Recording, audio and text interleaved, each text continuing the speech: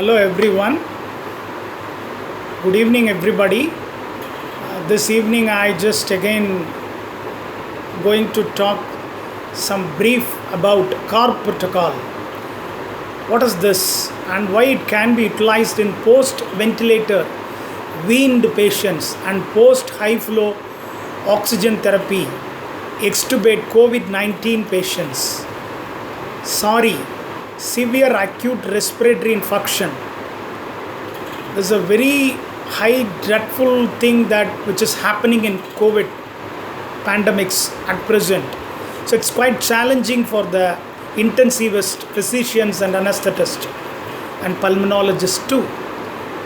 So what is the CAR protocol?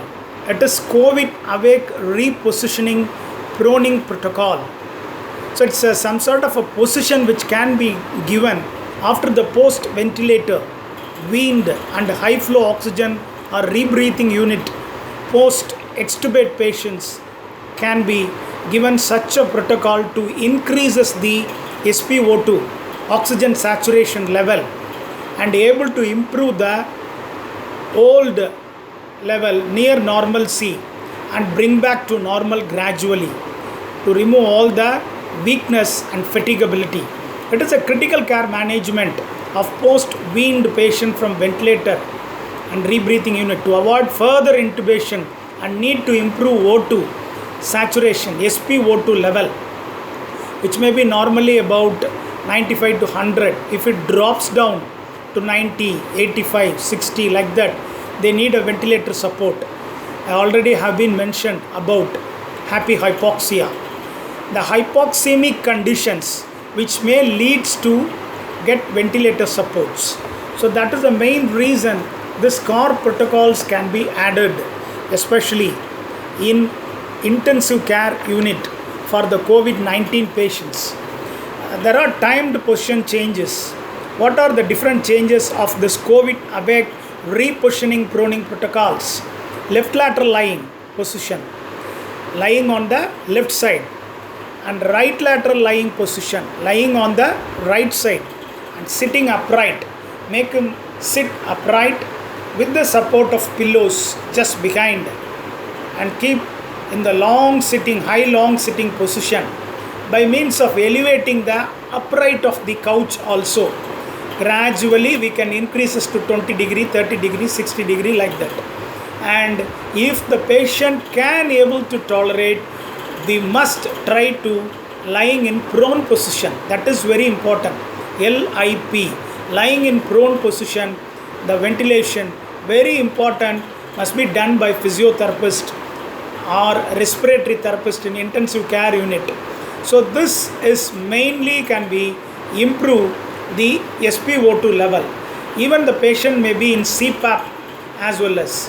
If above 4 positions does not rises the O2 saturations, there may be another 5th position also can be tried. Trendelenburg's position, a supine position. Bed can be tilted upright 30 degrees in the head positions, which can be down, and foot end can be elevated on 30 degrees at Trendelenburg's supine position. So 15 minutes each position can be maintained and change the positions in once in every 15 minutes. In between that we have to, as a physiotherapist, and ask the staff nurse to check the SpO2 periodically after 15 minutes. If O2 saturation has not decreased, if it has to be maintained in the same level, we can change to the another position. So this is called as a CAR protocol, COVID awake repositioning proning protocol. Position changes regularly in the hypoxemia.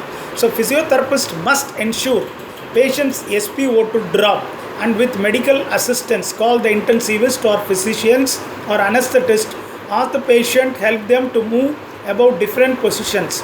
After this positioning, O2 level not yet improved, patient needs intubation. So need a medical assistance. The O2 modality, high flow O2 therapy can be given. So that is very important that we should call an emergency support.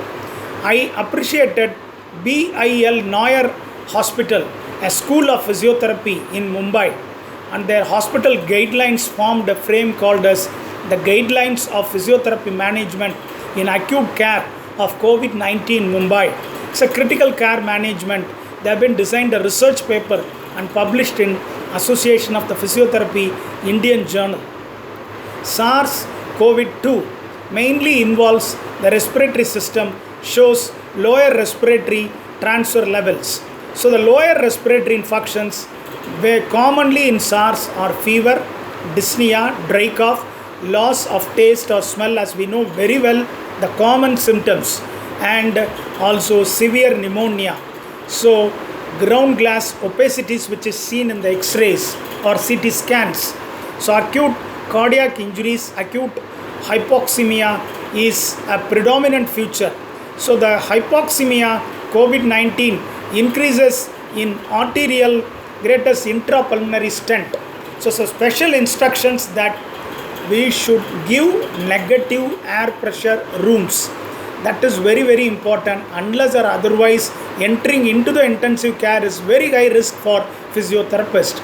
Must wear N95 P2 mask, fluid resistance long sleeve gowns. PPE must be fluid resistance, not like as such we are using a PPE kit. And goggles, face shields, gloves, hair cover, shoes are impermeable to the liquids. That is very important. By means of giving a chest percussions, there may be a possibilities of aerosol secretions. So we should be with all these special precautions. Physiotherapists must take a droplet and airborne precautions.